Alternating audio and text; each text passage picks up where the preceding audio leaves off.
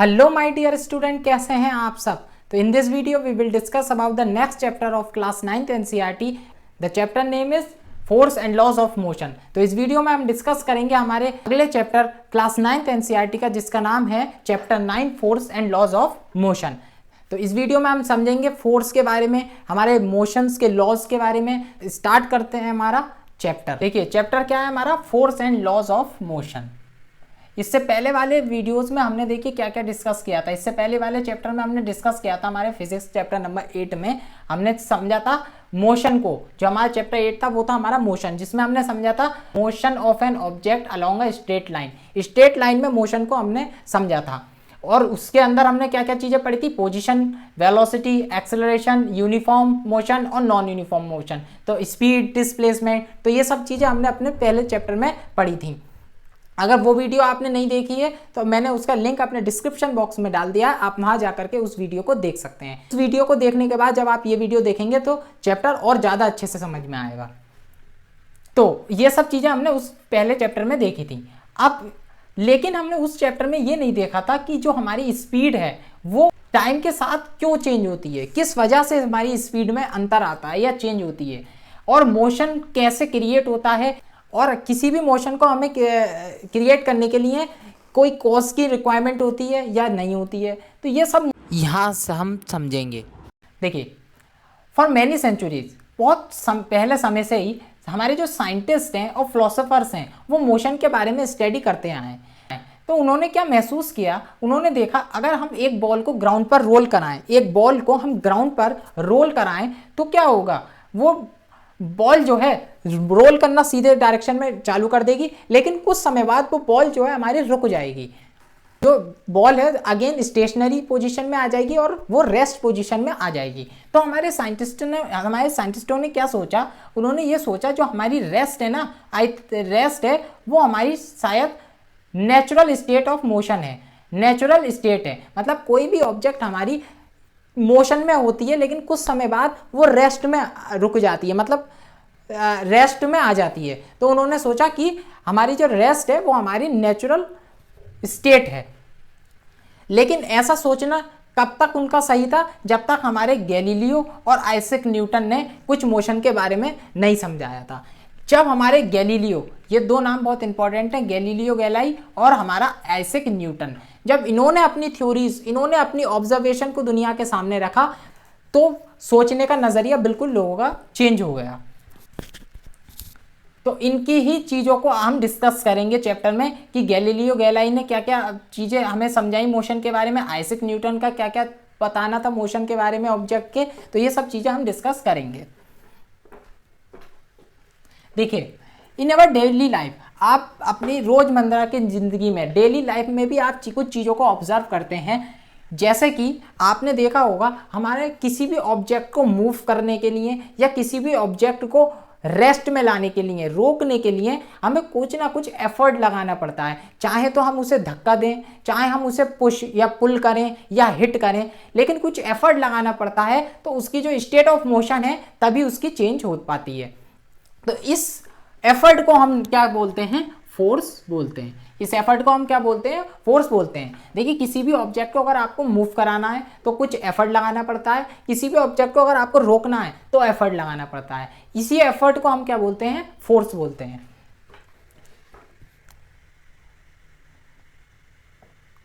तो force can be use to change the magnitude of velocity. Force हमारी क्या काम करती है, किसी भी ऑब्जेक्ट के मैग्नीट्यूड, वेलोसिटी के मैग्नीट्यूड को, वेलोसिटी को चेंज करती है और ये डिसाइड करती है कि वो ऑब्जेक्ट कितनी तेज या हल्के चलेगा।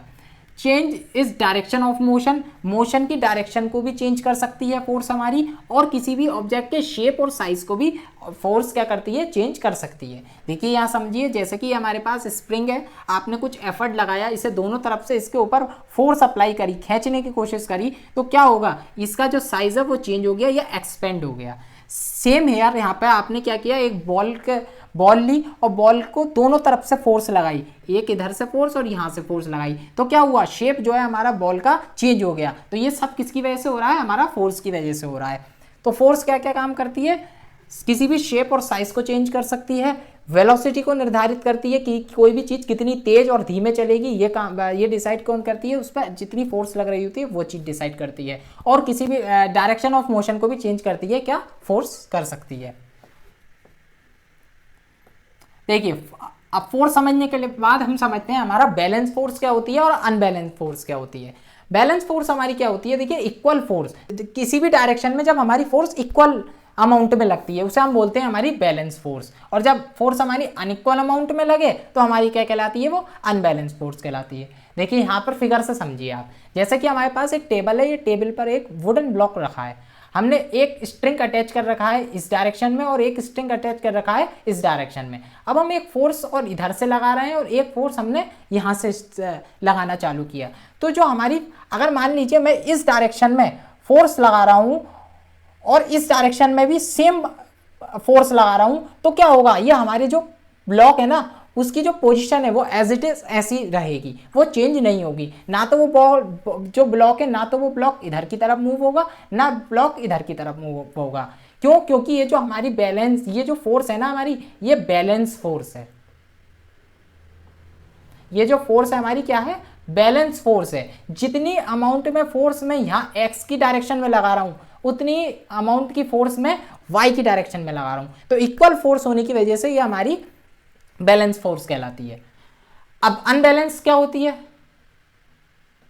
अनबैलेंस फोर्स हमारी होती है, देखिए मान लीजिए मैंने क्या काम किया, एक्स की डायरेक्शन में थोड़ी ज़्यादा फोर्स लगाई और वाई की डायरेक्शन में थोड़ी कम फोर्स लगाई, तो हमारा ये जो ऑब्जेक्ट है ना वो इधर की तरफ, राइट की तरफ मूव कर जाएगा, एक्स की तरफ मूव कर जाएगा।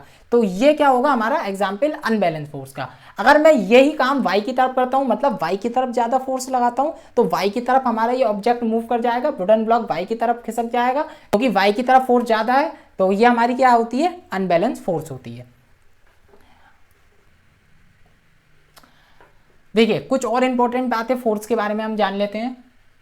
पहले मैं इसे थोड़ा रब कर देता हूं जिससे चलिए अच्छे से समझ में आए। देखिए अब जो हमारी फोर्स होती है वो डायरेक्शन और मैग्नीट्यूड,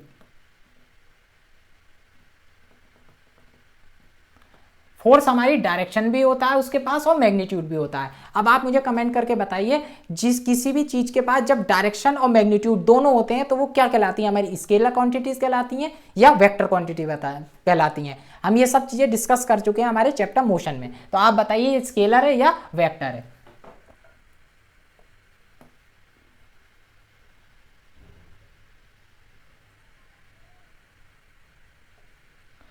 अब सेकंड बात देखिए, समझिए क्या होता है। देखिए अगर मान लीजिए मैं यहाँ पर एक और स्ट्रिंग अटैच कर दूँ, एक और स्ट्रिंग अटैच कर दूँ और यहाँ पर वाई के तरफ एक ही स्ट्रिंग अटैच है, तो अगर मैं अब इसे अब फोर्स लगा करके दोनों तरफ से मैं खींचने की कोशिश करूँगा और अगर एक्स की तरफ मैंने फोर्स ज़्यादा लगा ली तो क्या होगा, फोर्स ऐड हो जाएगी। फोर्स क्या होगी, सेम पोजीशन में जब हम सेम डायरेक्शन में जब हम फोर्स लगाते हैं तो फोर्स जो है वो ऐड हो जाती हैं। तो ये फोर्स और ये फोर्स ऐड हो जाएगी और ऑब्जेक्ट हमारा कहाँ मूव कर जाएगा, राइट की तरफ मूव कर जाएगा।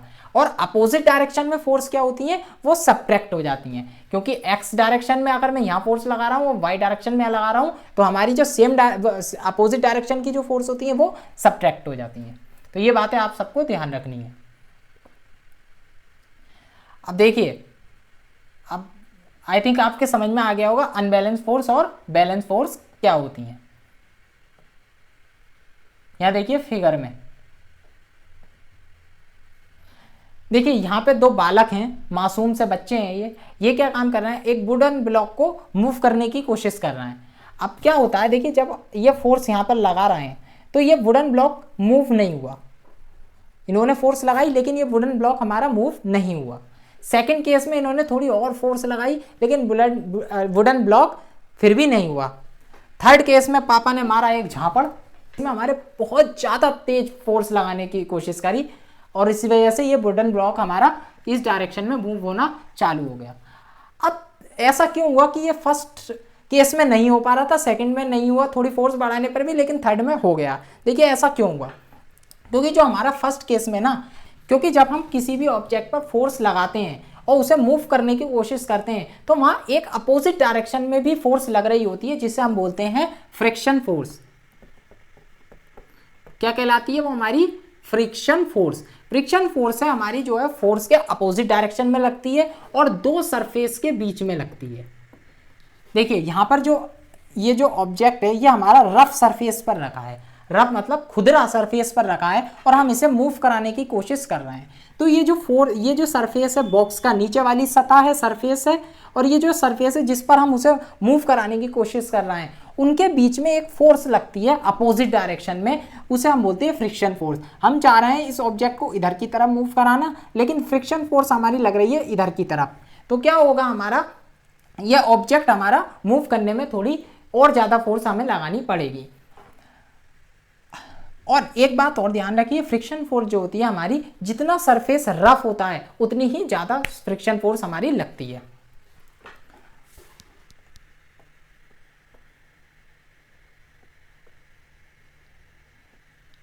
तो देखिए फ्रिक्शन क्या होती है, मैंने आपको अभी समझाया। This friction force arise between two surface in contact. Friction force जो है हमारी दो सरफेस के बीच में जो कॉन्टैक्ट में होती है वहां लगती है। और इस केस में, हमारे पहले केस में फ्लोर था हमारा रफ है, रफ सरफेस होने की वजह से फ्रिक्शन फोर्स ज़्यादा लग रही है और हमें और ज़्यादा फोर्स लगानी पड़ेगी उस ऑब्जेक्ट को हिलाने के लिए। तो हमें एक बात ध्यान रखनी है, अगर हमें किसी भी ऑब्जेक्ट को मूव करना होता है तो हमें क्या काम करना पड़ता है, एक अनबैलेंस फोर्स लगानी पड़ती है जो कि हमारी फ्रिक्शन फोर्स से ज़्यादा होनी चाहिए। तो if the children push the box harder still the pushing force become bigger than the friction force, there is an unbalance force so the box start moving. जो हमारी फोर्स फ्रिक्शन फोर्स है उससे ज़्यादा एक हमें फोर्स लगानी पड़ेगी उस बॉक्स को मूव कराने के लिए। देखिए फ्रिक्शन समझने के बाद आप फ्रिक्शन समझिए। फ्रिक्शन आपने कई डेली लाइफ में आप फ्रिक्शन को महसूस भी करते हैं। देखिए आप कुछ एग्जाम्पल हम फ्रिक्शन के वही समझते हैं। देखिए what happen when we ride a bicycle. आप जब भी साइकिल चलाते हैं तो आपने देखा होगा, जब हम पेडल मारना चालू करते हैं साइकिल के तो साइकिल चलना चालू कर देती है, लेकिन जब हम पेडल मारना रोक देते हैं साइकिल के तो क्या होता है, कुछ समय बाद हमारी साइकिल की वेलोसिटी है वो धीरे हो जाती है और साइकिल हमारी रुकने लगती है। ऐसा क्यों होता है? क्योंकि जो हमारे साइकिल के टायर हैं उनके बीच और रोड के बीच एक फोर्स लग रही है जो है हमारी फ्रिक्शन फोर्स। उस फ्रिक्शन फोर्स की वजह से क्या होता है, साइकिल हमारी रुक जाती है।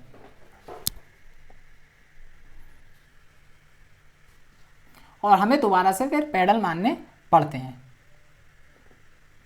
अब देखिए फ्रिक्शन में समझ चाहूँगा, फ्रिक्शन आपको अच्छे से क्लियर हो गया होगा कि फ्रिक्शन क्या होता है। तो हमने क्या क्या डिस्कस किया, देखिए सबसे पहले हमने डिस्कस किया हमारी फोर्स को, फिर हमने डिस्कस किया हमारे अनबैलेंस और बैलेंस फोर्स क्या होती है, फिर हमने डिस्कस किया फ्रिक्शन को। अब ये चीज़ें सब डिस्कस करने के बाद अब हम नेक्स्ट बहुत ही इंपॉर्टेंट चीज़ डिस्कस करेंगे, हमारे लॉज ऑफ मोशन को, जिसमें सबसे पहले हम लॉ पढ़ेंगे फर्स्ट लॉ ऑफ मोशन को।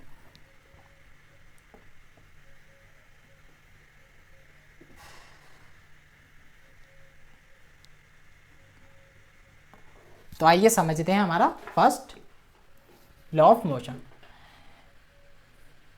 देखिए by observing the motion of object on an incline plane, object को मोशन को ऑब्जर्व करते हुए किसके ऊपर, इंक्लाइन प्लेन के ऊपर, हमारे गैलीलियो जी ने कुछ बहुत ही इंपॉर्टेंट बातें हमें बताई। उन बातों को हम सबसे पहले समझते हैं क्योंकि हमारे गैलीलियो का बहुत बड़ा योगदान रहा है मोशन को समझने में। तो हम सबसे पहले गैलीलियो के बारे में ही पढ़ेंगे कि इनका मोशन ऑब्जेक्ट के मोशन के बारे में क्या कहना था। इंक्लाइन प्लेन हमारा देखिए ये होता है, ठीक है। गैलीलियो जी ने हमारी कुछ बातें बताई जो हम इस फिगर की हेल्प से डिस्कस करेंगे। गैलीलियो ने कहा कि हम किसी भी ऑब्जेक्ट को, मान लीजिए उन्होंने एक मार्बल बॉल ली, उस ऑब्जेक्ट को जब हम रोल करते हैं किसी इंक्लाइन प्लेन पर तो क्या होता है, जिस हाइट से हम उसे रोल कराना चालू करते हैं वो दूसरे इंक्लाइन पर उतनी ही हाइट पर जाकर के पहुंच जाती है। मतलब अगर मैं इस हाइट से रोल डाउन कराऊंगा मार्बल की बॉल को तो वो दूसरे इंक्लाइन पर इसी हाइट पर आकर के पहुंचेगी। देखिए इधर इससे और समझिए, देखिए यहाँ पर फर्स्ट केस में इन्होंने यहाँ इस एंगल से मूव कराने, इस एंगल से रोल कराया बॉल को, तो वो सेम हाइट पर जा करके यहाँ पहुँच गई।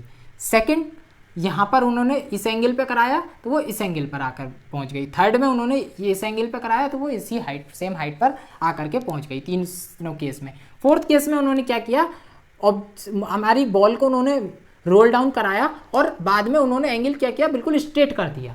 तो उन्होंने क्या देखा, उन्होंने क्या कहा कि फोर्थ केस में जब हमारी बॉल हमारी जो रोल डाउन करेगी वो हमारी हमेशा स्ट्रेट लाइन में सेम वेलोसिटी के साथ हमेशा मूव करती जाएगी। मतलब वो जो बॉल है वो हमारी आगे हमेशा मूव, सीधी लाइन में, स्ट्रेट लाइन में हमेशा उस सेम वेलोसिटी से मूव करती जाएगी। लेकिन एक कंडीशन यहाँ पे लग रही है। क्या गैलीलियो ने कहा हमारी ये जो हमारा मोशन पॉसिबल है किसी भी ऑब्जेक्ट का, वो जब ही पॉसिबल है जब हमारा फ्रिक्शन जो हो वो जीरो हो। फ्रिक्शन हमारा जब जीरो होगा तभी ये चीज पॉसिबल है। मतलब अगर, क्योंकि फ्रिक्शन होगा तो फ्रिक्शन की वजह से वेलोसिटी हमारी जो बॉल की है उस पर इफेक्ट पड़ेगा और वेलोसिटी हमारी बॉल की कम हो जाएगी, जिसकी वजह से वो सेम हाइट को गेन नहीं कर पाएगी। तो फ्रिक्शन हमारा होना जीरो बहुत जरूरी है। लेकिन देखिए यहां देखिए,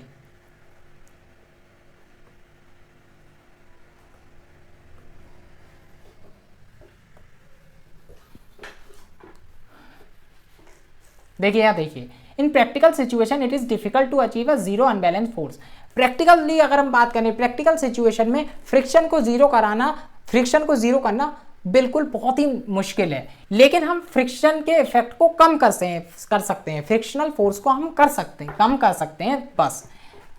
जो कि हम कम कर सकते हैं स्मूथ मार्बल को लेकर के। जो हमारी बॉल है वो स्मूथ मार्बल की है, जिसकी वजह से जो उसकी सरफेस है वो चिकनी है। और मैंने आपको बताया था फ्रिक्शन फोर्स हमारी रफ सरफेस में ज़्यादा होती है, तो चिकनी सरफेस पर हमारी फ्रिक्शन फोर्स थोड़ी कम होती है।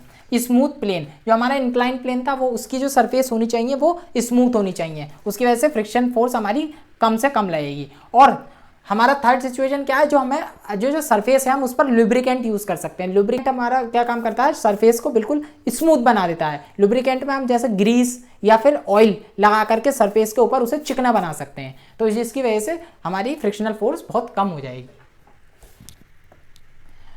देखिए जब गैलीलियो जी ने इतनी सारी बातें हमारे समझाई किसी ऑब्जेक्ट के मोशन के बारे में, तो उन्हीं बातों को, उन्हीं के आइडियाज को फर्दर स्टडी आगे पढ़ते हुए हमारे न्यूटन जी ने क्या काम किया, कुछ लॉज दिए, उनके आइडियाज पर बेस्ड कुछ लॉज दिए जिन्हें हम बोलते हैं 3 laws of motion.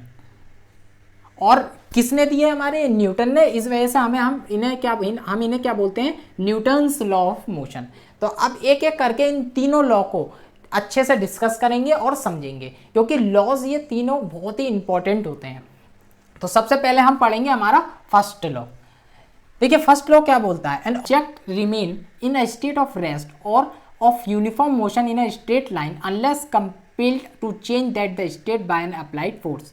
First law हमारा क्या बोलता है, देखिए फर्स्ट लॉ हमारा बोलता है कि अगर कोई ऑब्जेक्ट जो कि स्टेट ऑफ रेस्ट में है और या फिर वो एक यूनिफॉर्म मोशन में है, तो वो हमेशा स्टेट ऑफ रेस्ट में रहेगी और यूनिफॉर्म मोशन में रहेगी जब तक हम उस पर कोई एक्सटर्नल फोर्स नहीं अप्लाई करते हैं। मतलब अगर कोई ऑब्जेक्ट हमारी रेस्ट में है तो वो हमेशा रेस्ट में रहेगी, अगर कोई मोशन में है तो वो हमेशा मोशन में रहेगी जब तक हम उस पर एक्सटर्नल फोर्स लगा करके उसमें कुछ चेंज लाने की कोशिश ना करें।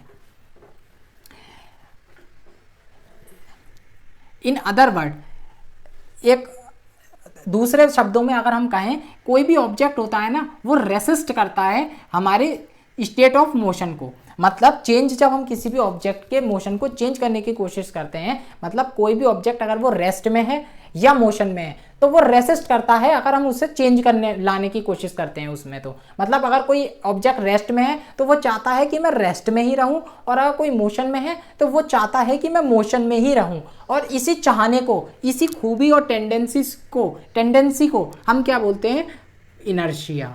हम क्या बोलते हैं इसे, इनर्शिया। क्योंकि ऑब्जेक्ट चाहता है अगर मैं रेस्ट में हूँ तो मैं हमेशा रेस्ट में रहूँ, मोशन में हूँ तो हमेशा मैं मोशन में रहूँ। इसी खूबी को, इसी टेंडेंसी को, इसी बिहेवियर को ऑब्जेक्ट के हम बोलते हैं इनर्शिया। और इस वजह से इस लॉ को हम क्या बोलते हैं, law of inertia. Same law को, फर्स्ट लॉ ऑफ मोशन को हम लॉ ऑफ इनर्शिया भी बोलते हैं। तो अब अच्छे से आपको समझ में आ गया फर्स्ट लॉ ऑफ मोशन क्या होता है और हमारा लॉ ऑफ इनर्शिया क्या होता है, इनर्शिया की प्रॉपर्टी क्या होती है। देखिए इनर्शिया की प्रॉपर्टी को समझने के बाद हम समझते हैं कुछ डेली लाइफ से जुड़े हुए एग्जाम्पल को इनर्शिया के। देखिए travelling in a motor car, सबसे पहले जब आप कभी भी कार में बैठते हैं तो कार में बैठने के बाद आपसे बोला जाता है कि सीट बेल्ट हमेशा जरूर लगाएं। ऐसा क्यों बोला जाता है? क्योंकि अगर कभी भी हमारे ड्राइवर अचानक से ब्रेक लगाए तो हमें इंजरी ना हो, इस वजह से हमें ये बात बोली जाती है। क्योंकि जब हमारा मान लीजिए जब हम चल रहे हैं मोशन में, हम मोशन में हैं, लेकिन जब ब्रेक अचानक से लगाए जाएंगे तो वेलोसिटी जो है कार की वो डिक्रीज होगी, जिसकी वजह से हमारी जो बॉडी है वो चाहेगी मैं मोशन में हूँ तो मैं हमेशा मोशन में रहूँ, क्योंकि मैंने अभी समझाया था इनर्शिया के बारे में। तो हमारी जो बॉडी है वो चाहेगी हम मोशन में ही रहें, लेकिन ब्रेक अप्लाई होने की वजह से वेलोसिटी में चेंज आएगा, जिसकी वजह से हमारा कोलिजन ना हो, हमारा हेड जो है सामने की तरफ ना टकराए, इस वजह से सीट बेल्ट लगाने के लिए बोला जाता है। इनर्शिया की वजह से ऐसा होता है, क्योंकि कोई भी बॉडी चाहती है कि वो मोशन में है तो मोशन में रहे और रेस्ट में है तो रेस्ट में रहे। देखिए सेकंड हमारा क्या है, सेकंड एग्जांपल से अगर हम समझें तो देखिए कभी कभी क्या होता है जब हम कार में बैठे होते हैं और एक शार्प टर्न लेते हैं तो क्या होता है उससे दूसरी तरफ हम धक्का महसूस करते हैं। मान लीजिए जैसे कि हमारी ये गाड़ी सीधी चल रही है और हम इस गाड़ी में बैठे हुए हैं, जब हम अचानक से एक टर्न, शार्प टर्न मोड़ेंगे गाड़ी को तो क्या होगा, हम इस तरफ की तरफ थोड़ा सा धक्का महसूस करते हैं, उस तरफ की तरफ मूव करने लगते हैं। क्यों? क्योंकि हमारी जो बॉडी होती है वो चाहती है मैं स्टेट ऑफ मोशन में हूं तो मैं मोशन में ही रहूं, जहां जैसे हूं मैं वैसे ही रहूं, लेकिन टर्न लेने के बाद क्या होता है, इनर्शिया की वजह से हमें इधर की तरफ धक्का लग जाता है। तो ये क्या होता है, सब इनर्शिया की वजह से होता है। तो इनर्शिया हमारे एग्जाम में कई बार पूछी जाती है।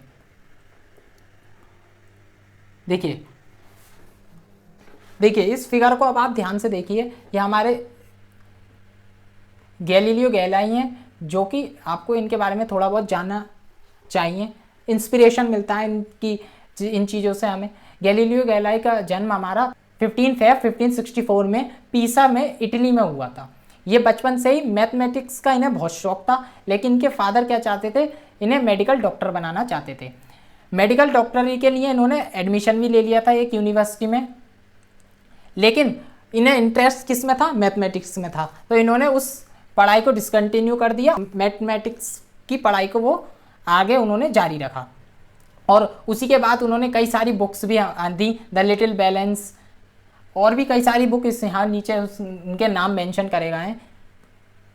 और साथ ही साथ इन्होंने बहुत अल्टीमेट काम किया, किसी भी बहुत सारी चीज़ें हमारी चीज़ें समझने में हमारे साइंस में मदद की, और पेंडुलम क्लॉक भी बनाई, टेलीस्कोप की मदद से इन्होंने बहुत सारी चीज़ों को ऑब्जर्व किया। तो यह आप पढ़ सकते हैं इनके बारे में।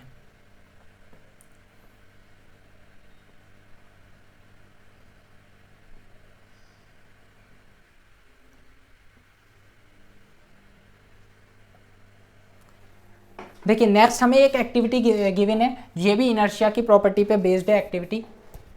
देखिए जब भी आप कैरम खेलते हैं तो आप जब इस गोटियों को, इनके कॉइन्स को इस को पाइल में अरेंज करते हैं, और जब आप स्ट्राइकर से सबसे लास्ट वाली गोटी को मारते हैं, जब लास्ट वाली गोटी को हिट करते हैं, कॉइन को हिट करते हैं, तो वो जो लास्ट वाला कॉइन होता है वो हमारा आगे की तरफ मूव कर जाता है, और जो ऊपर जो पाइल है वो एज इट इज़ नीचे आ जाती है और अपने इस सेम ऑर्डर में बनी रहती है, गिरती नहीं है। ऐसा क्यों होता है? इनर्शिया की वजह से। क्योंकि जो हमारा ये स्ट्रक्चर है पाइल का, ये चाहता है कि मैं रेस्ट में हूँ तो रेस्ट में ही रहूँ, और इस वजह से क्या होता है, ये इनर्शिया की वजह से एज इट इज नीचे आ जाता है और गिरता नहीं है, एक ही जगह स्थिर रहता है।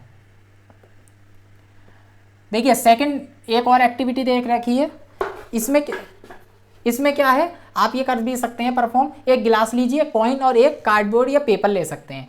उससे आप क्या कीजिए, उस गिलास में आपने क्या किया, उस गिलास के ऊपर आपने एक कार्डबोर्ड को रखा और उसके ऊपर क्या किया, एक कॉइन रख दिया, और क्या किया, उस कार्डबोर्ड को आपने तेजी से हिट किया। अब क्या होगा, वो जो कार्डबोर्ड है वो हमारा आगे की तरफ मूव कर जाएगा, लेकिन जो कॉइन है वो हमारा वहीं गिलास में गिर जाएगा।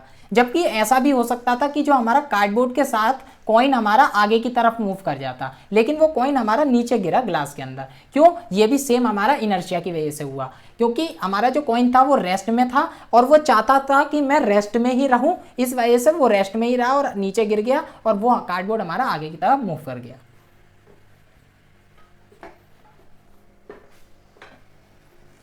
तो इस वीडियो में बस इतना ही। आगे का चैप्टर हम अपने नेक्स्ट वीडियो में कंप्लीट करेंगे। जब तक के लिए आप लाइक शेयर सब्सक्राइब चैनल को कर दीजिए और बेल आइकन को प्रेस कर दीजिए, जिससे आने वाले वीडियो के नोटिफिकेशन आपको मिलते रहें। जब तक के लिए bye bye, thank you, take care, धन्यवाद।